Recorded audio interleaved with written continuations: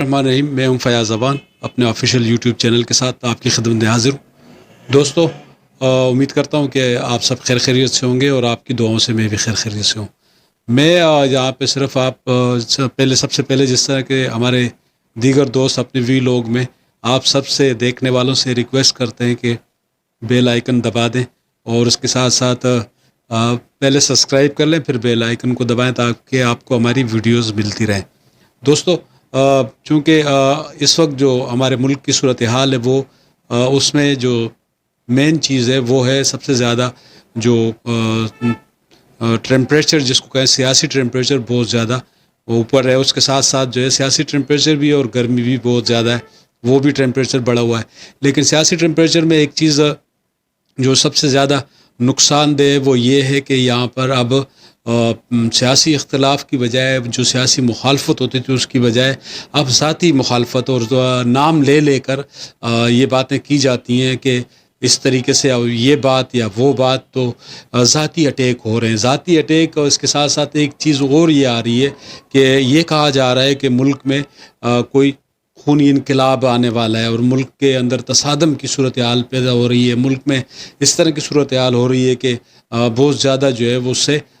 ٹکراؤ کی سچویشن ہو گئی ہے۔ تو بہت اس سے لوگوں میں پورے پاکستان میں اور پورے پاکستان سے محبت کرنے والے دنیا بھر میں جتنے لوگ ہیں ان میں بہت زیادہ تشویش پائی جاتی ہے۔ اس کے ساتھ ساتھ ہم جو اگر دونوں درجہ حرارت دیکھتے ہیں سیاسی اور اس کے ساتھ ساتھ ہم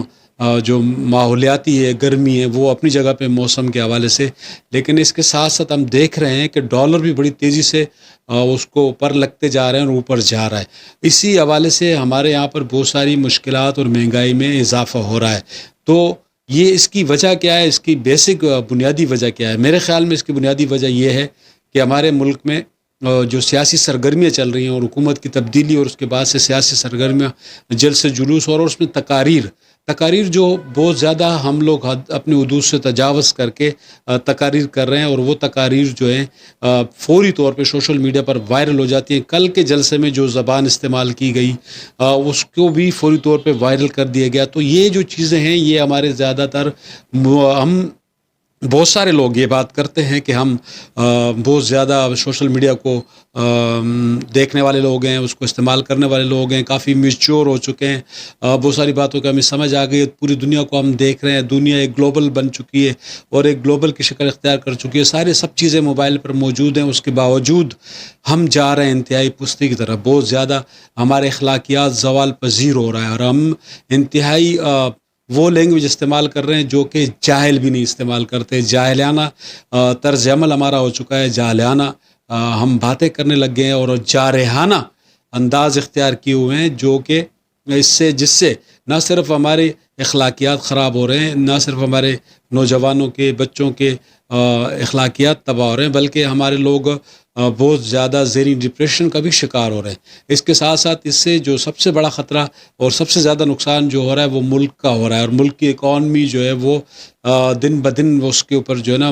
اس کے معاملات نیچے آ رہے ہیں۔ تو اس معاملے کے اوپر جو بھی پاکستان سے محبت کرتا ہے، اور میرا خیال ہے کہ ہر پاکستانی اور پاکستان سے باہر رہنے والے تمام پاکستانی جو پاکستان سے تعلق رکھتے ہیں وہ اپنے پیارے وطن پاکستان سے محبت کرتے ہیں۔ تو اس قسم کی جو بیانات ہیں، اشتعال انگیزی ہے، خاص کر جو راولپنڈی سے تعلق رکھنے والے ایک سیاستدان ہے، اس کا جو انداز ہے وہ بالکل ہی جارحانہ ہے۔ وہ بہت ہی اس طریقے سے باتیں کر رہا ہے کہ جس کی وجہ سے وہ کچھ مخصوص طبقے کو استعمال کرنا چاہتا ہے۔ مخصوص طبقے سے میری مراد ان کا کہنا یہ ہے کہ پشاور میں جو انہوں نے پریس کانفرنس کی تھی، ان کے کہنے کے مطابق پشاور میں انہوں نے کہا تھا کہ انقلاب آنے والا ہے اور آپ لوگ اس کے لیے تیار ہو جائیں۔ تو یہ کن کو انقلاب کے لیے تیار کر رہا ہے اور کن کو استعمال کرنا چاہتا ہے، یہ غور طلب بات ہے۔ ابھی جو جلسہ ہوا ملتان میں، اس کے بعد سے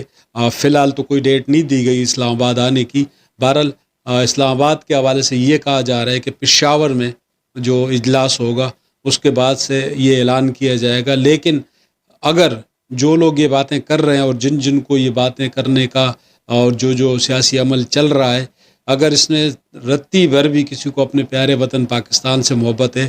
تو موجودہ صورتحال نے پاکستان کے اوپر رحم کھائیں، پاکستان کی اکانومی پہ رحم کھائیں، پاکستانیوں پہ رحم کھائیں، غریب پاکستانیوں پہ رحم کھائیں اور اپنی ایکٹیویٹیز کو تھوڑا سا کم کریں۔ اس کے اندر کچھ کمی لائیں اور پاکستان کی اقتصادی صورتحال کو مد نظر رکھیں. آپ یہ نہ کریں کہ آپ چیزوں کو اتنا نیچے لے آئیں کہ وہ بحالت مجبوری ہمیں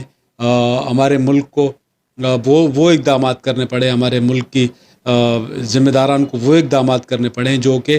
نہیں ہونے چاہیے. تو اس طرح سے اکانومی کو بھی دیکھیں، اپنے ملک کو بھی دیکھیں. اگر ملک سے محبت ہے تو سب سے پہلے وہ کام کریں جس سے ملک بچ سکتا ہے، ملک کی اکانومی بچ سکتی ہے. حکومت کسی کی بھی ہو، اس سے کوئی فرق نہیں پڑتا، لیکن ملک کا ہونا بہت ضروری ہے اور ملک کے اداروں کا ہونا بہت ضروری ہے. ہمارے ادارے مستحکم ہو گئے، ہمارے ملک کی عوام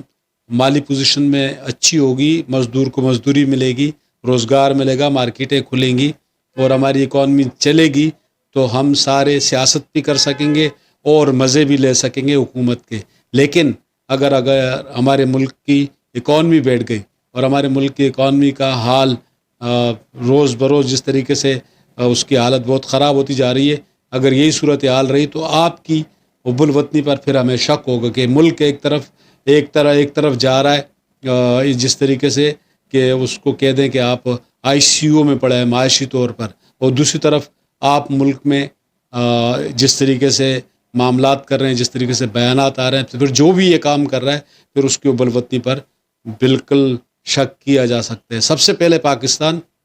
اور پاکستان کے ادارے یہ بہت ضروری ہے. اس پر سیاسی لوگوں کو غور کرنے کی ضرورت ہے. ملک کے حوالے سے بھی اپنے دل میں درد رکھیں، نہ صرف اپنی پارٹی کے لیے نہیں، پاکستان کے لیے، پاکستان کے عوام کے لیے، پاکستان کے اداروں کے لیے اپنے دل میں درد رکھیں. ادارے بھی یہ سوچ لیں اور اس طریقے سے بھی کم از کم اداروں کو بھی خیال کرنا چاہیے کہ پاکستان اور پاکستان کے ادارے تمام پاکستانیوں کے چند مخصوص لوگوں کے نہیں ہیں. بہت شکریہ. انشاءاللہ دوسرے بھی لوگ کے ساتھ پھر آپ سے ملاقات ہوگی. جب تک کے لیے اللہ حافظ. پاکستان زندہ باد.